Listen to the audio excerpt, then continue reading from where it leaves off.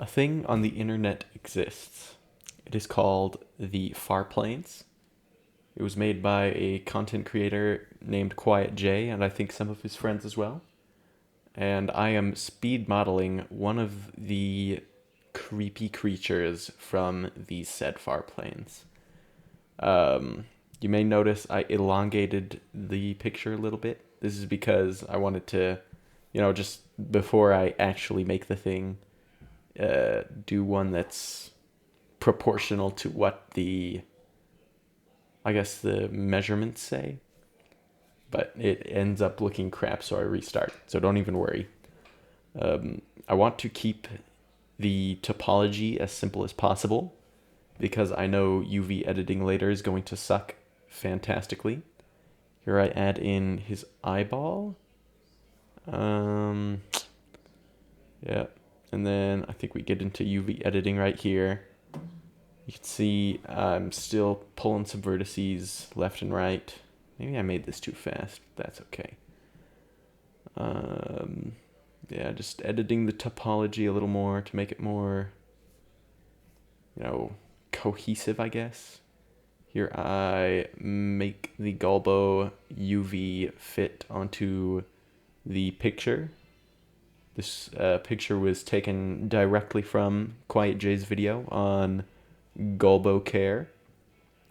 I notice the eyeball is not properly UV mapped.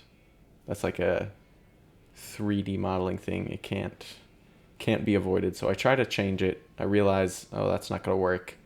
So I make this eyeball a little wider. I cover that weird hole that I made in. I try to make his tear a little longer so it fits better.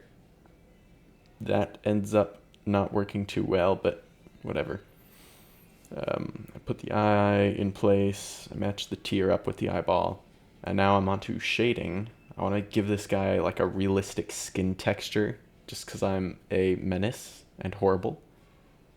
So here he looks a little strange, a little wacky. I do some UV fixing. You can see the stomach's changing a little here. But, I don't really know what to do there. I model him a nice pan. This is his enclosure, so to speak. And then we have a close-up of him. This is as cinematic as I could get it. Hold on. Is it going to show us the photo? Here it is. Oh, that ended quickly. Nope, here it is. Wait, no. No, wait. Here it is. Okay. You can see he's a little strange looking. He's a goofy guy, so I end up making him actually proportional to the drawing instead of the measurements. And in the end, he looks a lot better. I decide to make him not photorealistic. With that, I come to that conclusion after a while. It should have been the first thing to come to mind, but I'm a bit slow. So I give him some quick cell shading. It's not really cell shading. I end up giving it like a little bit of softness between shadows because I just think it looks better. But you can see I look at him in all sorts of different lightings. I test stuff. I try to give him a soft body